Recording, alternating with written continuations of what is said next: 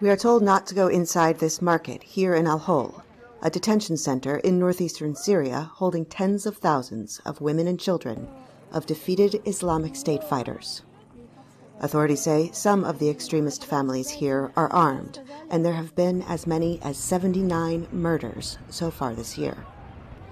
They suspect militants on the outside are smuggling in weapons, and that the murders are mostly punishments doled out by the self-declared IS religious police inside the camp. Despite ongoing security operations against IS in and around al-Hol, there are still monthly killings, according to the Kurdish-led Syrian Democratic Forces running the camp.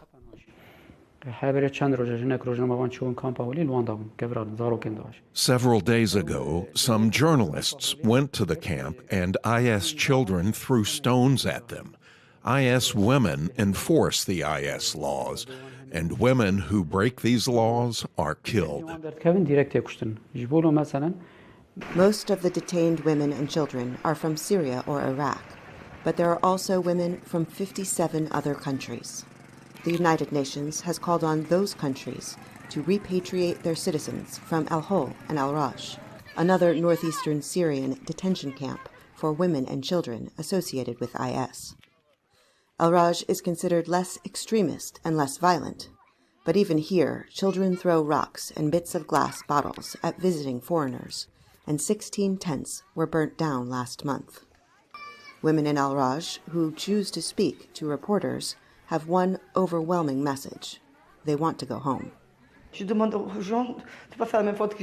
I do not want other people to make the mistakes I did by coming to Syria, bringing my children and getting them killed. I regret so much. I still hope we can go to France and have hope for my children.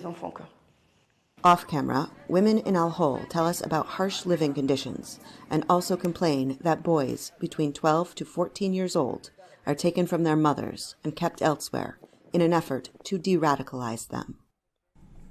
Most of the women and children in these camps surrendered in 2019 as IS lost its last bit of territory after controlling vast swaths of Iraq and Syria for years. Since then, local authorities have pleaded with the international community for help, saying the camps and other makeshift detention centers holding uncharged men, women, and children are ticking time bombs of extremism. Heather Murdock, VOA News at the al-Hol and al-Roj camps in Syria.